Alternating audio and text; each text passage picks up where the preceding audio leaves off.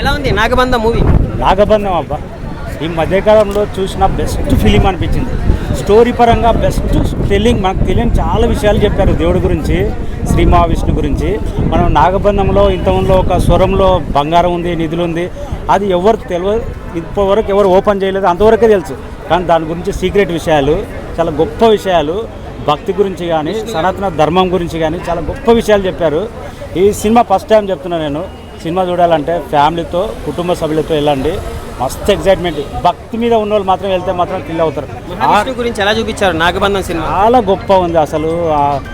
నాగబంధం చరిత్ర ఏంటి, అక్కడ నాగబంధం అని టైటిల్ పెట్టారు కదా, శ్రీ మహావిష్ణు నాగ సర్పం మీద పండుకుంటాడు కదా, స్టోరీ ఏంటనేది చాలా గొప్పగా రివీల్ చేశారు. మరి అసలు నాకు హనుమాను అన్నయ్య సినిమా కన్నా బాగుందా నాగబంధం? ఈ మధ్యకాలంలో హనుమాన్ ఫిల్మ్ అనేది one of the best climax. లాస్ట్లో హనుమంతుడు వచ్చాడు, కానీ ఇక్కడ బిగినింగ్ నుంచి ఇచ్చాడు కదా, లాస్ట్ ఎండింగ్ ఇచ్చాడు కదా, one of the best story, మాత్రం one of the best story అబ్బా. సినిమాలో పరమశివుడు వచ్చినప్పుడు ఎలా అనిపిస్తుంది? అవన్నీ సినిమా చూడాలి మీరు, కొన్ని సీక్రెట్లు రివీల్ చేయొద్దు, ఎందుకంటే విష్ణు ఈశ్వర బ్రహ్మ అనేది త్రిమూర్తులు, అలాంటి గొప్ప విషయాలు సినిమా చూడాలి. అనంత పద్మనాభ స్వామి గుడి గురించి నగల్ని ఒక పాము సేవ్ చేస్తా ఉంది అంటారు కదా, ఎలా గురించి దాని హిస్టరీ గురించి చాలా గొప్పగా చెప్పారు. సినిమా చూడాలి. బాహుబలి కన్నా బాగుందా? అవార్డ్స్ వస్తాయా? ఇలాంటి ఫిలిం కంపల్సరీ స్టోరీ పరంగా మాత్రం ఎన్ని అవార్డ్స్ ఉంటే అన్ని వస్తాయి.